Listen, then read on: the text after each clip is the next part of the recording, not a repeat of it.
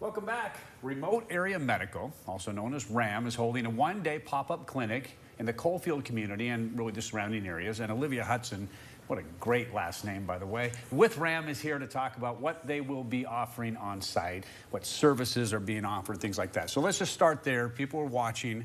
They have some medical needs. What services will they find there? Well, we have a wide variety. So we have general medical that can address more of like general health concerns. Right. Then women's health, of course, so we can deal with things like that. Okay. We have vision. We actually have a truck that makes glasses on site. On site? Yes, so you can just sit there, get your services, do whatever you need to do. Then you walk away with glasses as well. And then we have dental, of course, which deals with a lot and the bulk of our patients. Yeah, the dental thing. And I hear you have some interesting things going on with that, but that's for another time when we get there. Do people need to have ID? Do they need to have insurance? Are they going to be expected to pay? Absolutely not. This is totally free.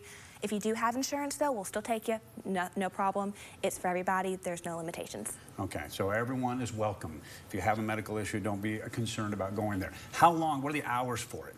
So we start at 6 in the morning, so that's when we'll, of course, start taking patients and routing out, and they'll pick the services they need, and then we'll start servicing them at that time. We'll stay till the last patient is seen. Okay. So we don't exactly have a shutdown. So you don't have a shut-off time? So no. Typically, when you have these, are there people already waiting in line? Yes, they get there the day before. That's why we have the parking lot open starting at midnight. Okay, that's what I was going to get into, because so people really coming the night before. Yeah. I don't bring your chair or your coat or your car. Is they lining up in cars, or do they have to be? Usually in cars. We did have a camper, but that's okay. Okay. So they did have cars, and basically we'll let them into use of facilities if they need to use restrooms and stuff like that. So they're not, going to be trapped with nowhere to go.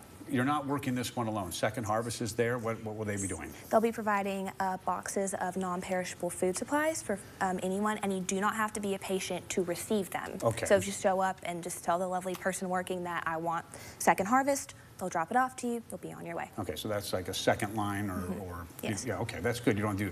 What about getting more information? We hit a lot of it, but in case someone couldn't write it down quick enough. No, so www.ramusa.org has everything on there. Okay. Amazing work.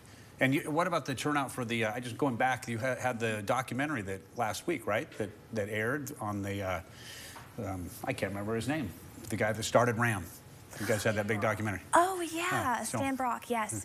Yeah, I heard it went very well. Right. Honestly, we got a lot of good feedback. We're looking to do some more research in that area. That's all right. Hit on something that you weren't expecting me to talk about. But it's all right. Anyway, let's go over to Lori. Thank you, Lori, by the way. Oh, yes, of Stan, course. yes.